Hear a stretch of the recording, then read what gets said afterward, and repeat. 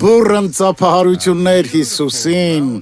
սիրելի քույրեր եւ եղբայրներ, այսօր օրհնություններով լի օր է լինելու, մի օր, որ Աստված հասնելու է իր զորավոր ձեռքով, դիպչելու է մեր կյանքերին եւ բժշկելու, ազատագրելու է մեզ բոլորից։ Եկեք կարդանք Առակաց 20-25-րդ խոսքը եւ խորհենք դրա շուրջ։ Որոգայ թե մարդիս համար անխորհրդաբար ասել, նվեր եւ ուխտելուց հետո կշռադատել, ուշադրություն դարձրեք սրան, շատ ժամանակ մարդիկ գալիս են եկեղեցի, լսում քարոզը, բայց իրականում երբեք չեն հավատացել Աստծուն եւ չեն զգացել դա, եւ հետո ասում են, ես բժշկվելու եմ եւ իմ խնդիրը լուծվելու է եւ հետո աղոթում են, բայց նրանք չեն սպասում, որ Աստված անի իր գործը եւ հետո ասում են այսպիսի բաներ, ես իմ աղոթքը ճիշտ չասացի կամ Աստված խոսեց ինձ հետ եւ ասաց, որ դեռ ժամանակը չի եկել, Աստված չի կարող ձեզ ոչ հիմա, ոչ առաջ նման խոսք ասել, Աստված միայն խոսում է ձեզ հետ խոսքի միջոցով, նրանք արդարացումներ են անում, օգտագործում Աստծո խոսքը որպես արդարացում եւ դա ահավոր է, որոգայ թե մարդու համար անխորհրդաբար ասել նվեր, դուք զգացել եք Աստծո ներկայությունը, Աստված ես հաստատուն կկանգնեմ այս խոսքի համար եւ դու կորտնես ինձ եւ դուք երբեք չպիտի հետ գնաք երբ խոսքը բացվի ձեզ հիմա երբ Աստված հայտնում է եթե ձեր կյանքում սխալ բան կա ուղղումներ արեք Աստծո հետ որովհետեւ դուք գիտեք որ մեղքի զգացումը որ մենք զգում ենք վնասում է մեր բանականությանը եւ շատ ավելի քան պետք է դա մի բան է որ մեզ ամբողջովին ընկղմում է եւ դուք գիտեք որ սխալ բան եք արել դուք պիտի ձեր հարցերը լուծեք այդ մարդու հետ պիտի Տեր Աստծո հետ պարզաբանումներ անեք Աստված միշտ առաջնայինն է եթե դուք սխալները չուղեք նրա հետ եւ Տեր Հիսուսի հետ դուք չեք կարողանա բացարձակ ոչինչ անել ուստի դուք պետք է գնաք եւ ներողություն խնդրեք նրանից սիրելի Հիսուս ես լսում եմ ոչ մի արդարացում չի կարող ունենալ այն սխալ բանը որ դուք անում եք հատկապես երբ այսպիսի արդարացումներ եք բերում օրինակ ես չգիտեի ես չէի հասկանում սակայն դուք գիտեիք ու հասկանում էիք այո ես գիտեի դա եւ սխալ բան արեցի եթե փնտրեք սուրբ գրքում կտեսնեք որ շատ մարդիկ ովքեր հետևում էին Աստծուն հետևում էին այդ ճանապարհին հետո շեղվեցին դրանից մենք չպիտի թույլ տանք որ երբեք ոչ մի բան թշնամու կողմից կեղտոտի մեզ տանի մեր սրտերը Տեր Աստծո ձեռքերից երբեմն դա կարող է որոշակի տխրություն լինել բամբասանք որ մարդիկ են տարածում դուք ուշադրություն եք դարձնում այդ բամբասանքին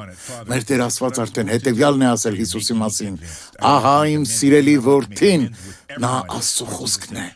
լսեք նրան այսպիսով ուրիշ մեկին մի լսեք որովհետև շատ մարդիկ վաճառում են իրենց հոգիները սատանային նրանք թույլ են տալիս անբարոյականություն հավատում բաների որոնք ճիշտ չեն խոսում են այնպիսի բաների մասին որոնք չեն եղել եւ շարունակ պնդում են բաներ ուրիշներին որոնք միգուցե դուք ձեր սրտում եք պահում կարծես այդ մարդուն Աստված է օգտագործում ընտրյալ է Աստծո կողմից որ փրկի օրհնի ձեզ բայց իրականում շատ վատն է եւ սատանան է կրում այդ ամենի պատասխանատվությունը ուստի հաստատուն կանգնեք Տեր Աստծո խոսքի մեջ եւ դրանով ապրեք հայր սա է այն ինչ պիտի անեմ ես ուզում եմ քեզ հետ ուղղել իմ ճամփաները եւ նաեւ մնացած բոլորի հետ որովհետեւ Հիսուսն ասաց թող այնտեղ քո ընծան սեղանի առաջ եւ գնա առաջ հաշտվիր քո եղբոր հետ եւ հետո ընծատ մատուցիր ուսումնասիրենք Սողոմոնի կյանքի վերջին հատվածից Երրորդ թագավորաց 11:1 Եվ Սողոմոն թագավորը շատ օտարազգի կանայք սիրեց, բացի Փարավոնի աղջկանից, այսինքն Մովաբացիներ, Ամոնացիներ, Եդովմացիներ, Սիդոնացիներ, Քետացիներ, նա խենթի է նմանվում այս հատվածում, երրորդ թագավորաց 11:2 Այն ազգերից, որոնց համար Տերն ասել էր Իսրայելի որդկանց, թե նրանց մոտ մի մտնեք, նրանք էլ ձեզ մոտ չմտնեն, որ ձեր սրտերը չդարձնեն իրենց Աստծո հետևից։ Սողոմոնը սիրով նրանց հարեց։ Տեսնում եք, Աստված զգուշացրել էր։ Մարդիկ կան, որ ուզում են հիմարացնել Տիրոջը։ Նրանք ամուսնանում են, միաբանվում են այն ընտանիքին, ովքեր սիրում են բամբասել։ Ուստի նրանք էլ են դառնում բամբասկոտ, փակում են իրենց, փոխանակ տան Աստծո իմաստությունը մնացածին, Մեկ ուրիշը ամուսնացել է մեկի հետ, ով գեղեցիկ ընտանիք ունի, բայց նրանք բամբասկոտ են, եւ հիմա ամբողջ ընտանիքը ապականվում է։ Խնդրում եմ, մի արեք այդպես։ Իսկ Սողոմոնը արեց այդպես ամեն դեպքում։ Իսկ ինչ պատահեց հետո Սողոմոնին։ 4-րդ խոսքը կարդանք։ Եվ եղավ Սողոմոնի ծերության ժամանակին, որ նրա կանայքը դարձրին նրա սիրտը ուրիշ աստվածների հետևից, եւ նրա սիրտը ուղիղ չէր իր Տեր Աստծո հետ, ինչպես իր հայր Դավթի սիրտը։ Ուշադրություն դարձրեք, իմաստունը, Աստծո ծառան հետևում էր ուրիշ աստվածների, եւ սա հիմա էլ է պատահում։ Մարդը թույլ է տալիս, որ կինը փոխի իր սիրտը, կինը թույլ է տալիս, որ ամուսինը փոխի նրա սիրտը։ Մեր սիրտը միայն Աստծո հոգին կարող է փոխել։ Մենք պիտի հաստատուն մնանք խոսքի մեջ, թույլ մի տվեք, ոչ, ես չեմ պատրաստվում թողնել իմ ուխտը, որ ունեմ Աստծո հետ։ 5. Եվ Սողոմոնը գնաց Սիդոնացիների Աստարոֆթ Աստծո հետևից, այսպիսով նա սկսեց հնազանդվել Աստվածուհուն։ 6. Եվ Սողոմոնը չարություն արավ Տիրոջ առաջին, եւ չհետևեց Տիրոջը իր հայր Դավթի պես։ Իսկ ինչ պատահեց հետո։ 7-րդ խոսքը։ Այն ժամանակ Սողոմոնը մի բարձրավանդակ շինեց Մովաբացիների գարշելի Քամովսի համար Երուսաղեմի դիմացի սարի վրա, նույնպես եւ Ամոնի որդկանց գարշելի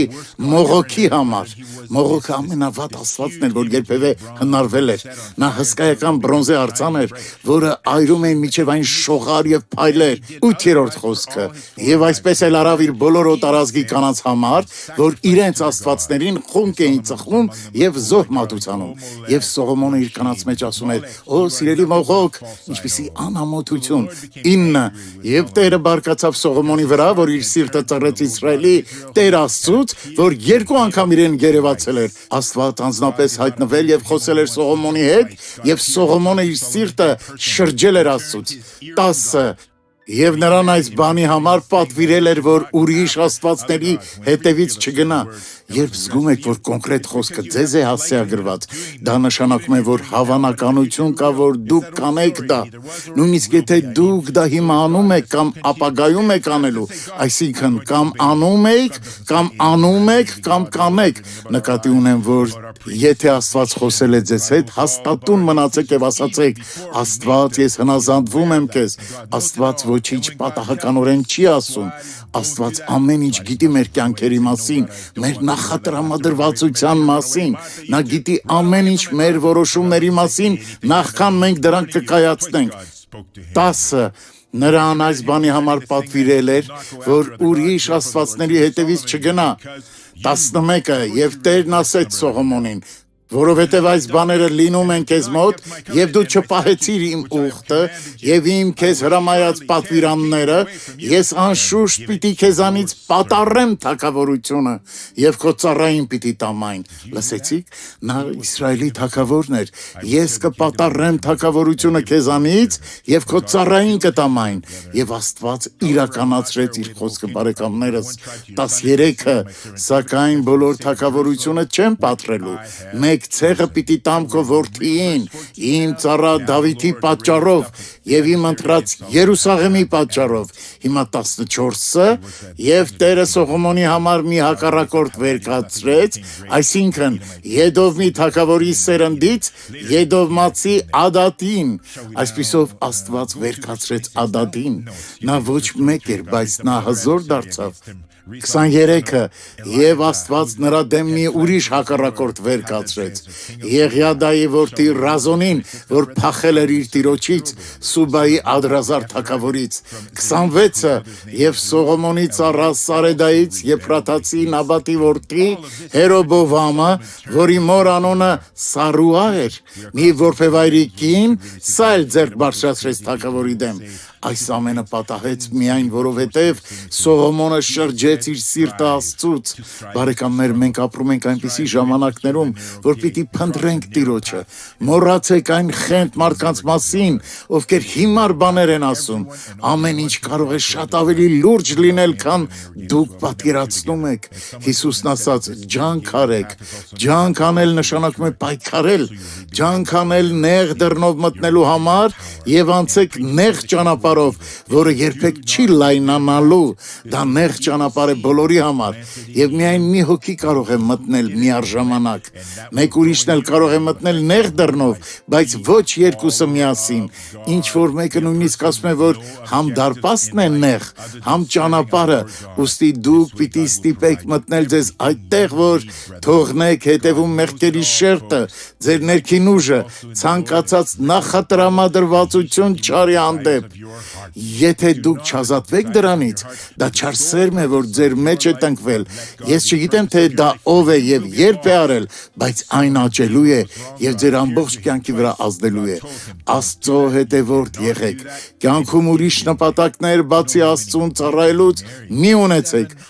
Այս ձևով Աստված կապահովի ձեզ այն ամենը, ինչի կարիքը որ ունեք։ Աստված գիտի ամեն ընկերներ։ Գրված է ցնծացիր Տերով եւ նա կտա քեզ քո սրտի ուզածները, բայց թույլ մի տվեք, որ ձեր սրտի ուզածները դառնան կյանքի նպատակ, այլ թող Աստված լինի ձեր կյանքի նպատակը, այլապես կկորչեք։ Սողոմոնը սխալ վարվեց, Աստված նրան երկու անգամ հայտնվեց, Աստված ասեց նրան. «Մի արա դա, չի կարելի դա անել», բայց նա արեց դա ամեն դեպքում։ Գիտեք, քանի կնոջ հետ նա ամուսնացավ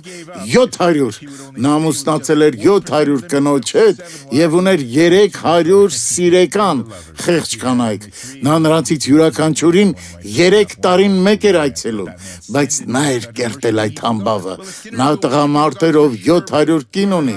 Նա նույնիսկ նրանց կեսի անունները չգիտեր։ Կարողանում եք հավատալ։ Նա միայն մի կնոջ կարիք ուներ եւ վերջ։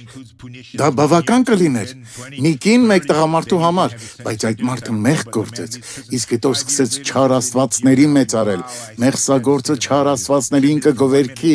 դա հաստատ է բարեկամներս, դա ակնհայտ է, այդպիսի բաներ պիտի չարվեր։ Մարդու կողմից ստեղծված օրենքներում պատիժներ կան, 1 տարի, 2, 3, 20, 30, բայց նրանք նույնիսկ մի վայրկյան այնտեղ չպիտի լինեն։ Բայց 5 տարի են մնացել, քանի որ սխալ են գործել, բայց Աստծո օրենքներն այլ են։ Դուք պիտի չեղարկեք այդ գործողությունը, եւ եթե ձախողեք դա անել, դուք հավիտենական կդատապարտվեք, կնետվեք ամբողջ հավիտենություն կրակի եւ ծծումբի մեջ։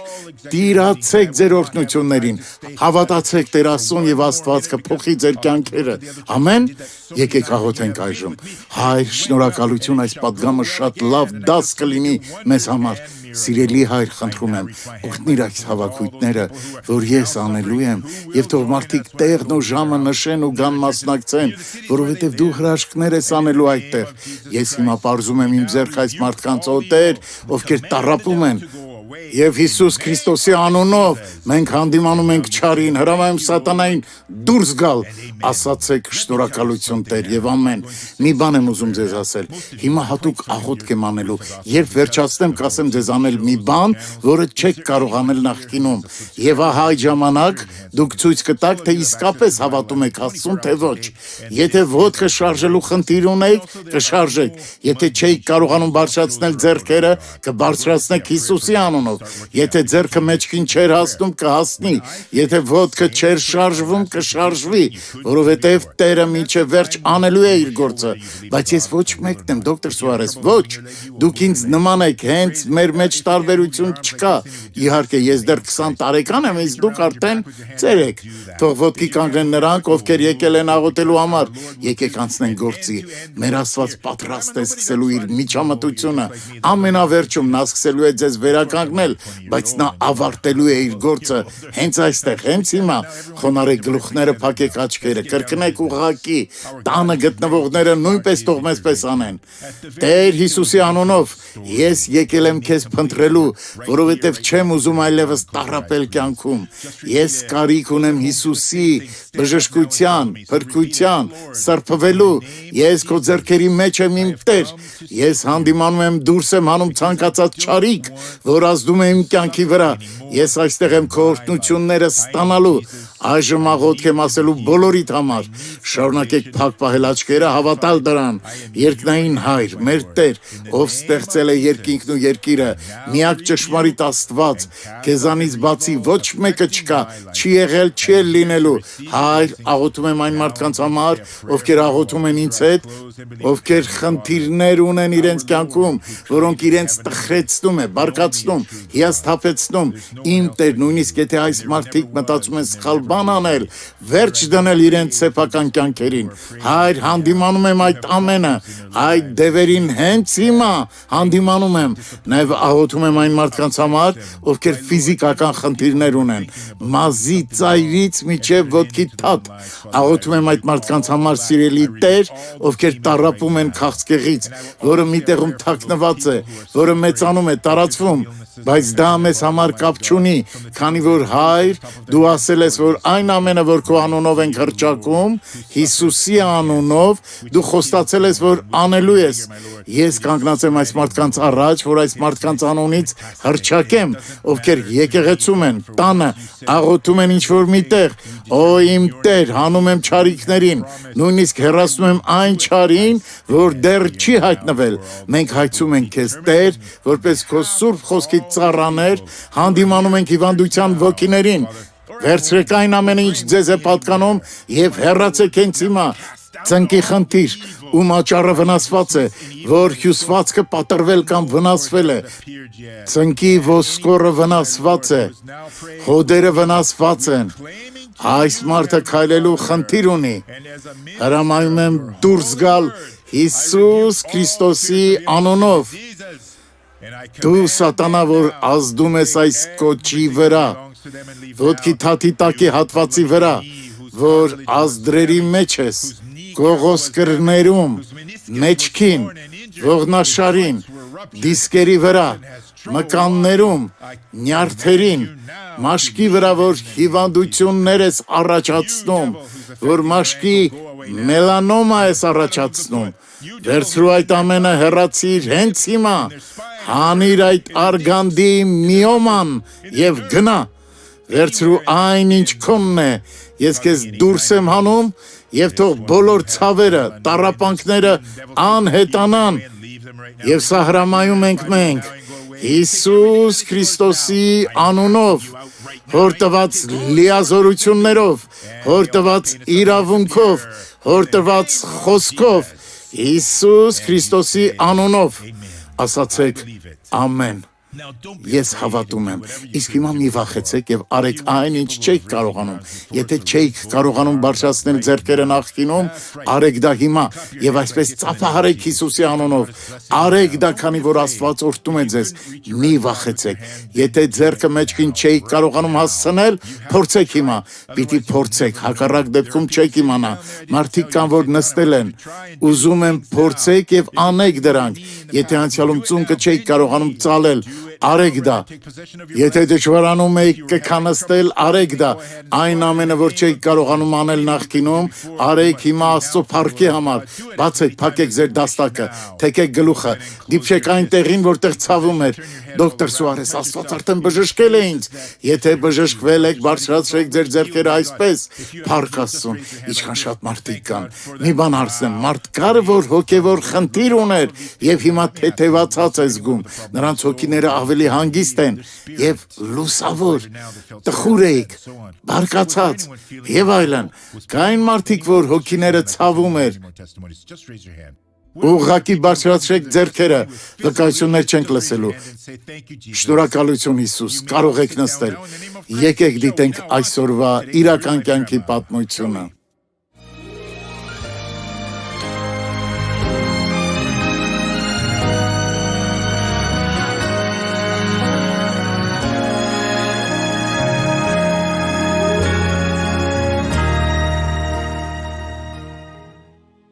Մենք ծրագրեցինք երեխա ունենալ և իրականում առաջին հղիության ժամանակ ես կորցրի երեխային։ Ես հղի կանանց նայելիս մեծ ցավ էի զգում։ Ինչու է դա նրանց հետ տեղի ունենում, իսկ ինձ հետ ոչ։ 2015 թվականին իմացա, որ հղի եմ և շատ ուրախացա։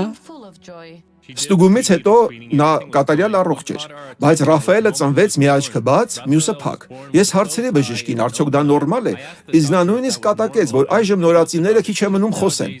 Բայց ժամանակը անցնում էր, եւ մենք նկատեցինք, որ երբ նա լացում է, միայն դեմքի աջ հատվածն է շարժվում։ Դժբախտաբար նա ծնվել էր դեմքի պարալիչով, քանի որ նա չէր կարողանում թարթել։ Այդ աչքը ամեն օր ավելի ու ավելի էր չորանում։ Մոտ 1 տարի անց ակնաբուժը ասաց, որ դա նորմալ է եւ աչքի կաթիլներ նշանակեց եւ ասաց, որ ինքն իրեն կանցնի։ Սակայն ավելի վատացավ։ Աչքի մեջ սպիտակ կետիկ հայտնվեց։ Պարզից էլ պարզ էր, որ աչքը կարծես ծակ լինի։ Ուստի մենք ուրիշ ակնաբուժի մոտ գնացինք։ Նա ասաց, որ Ռաֆայելի աչքը կորցնում է տեսողությունը։ Նրա եղջերաթաղանթը վնասված էր։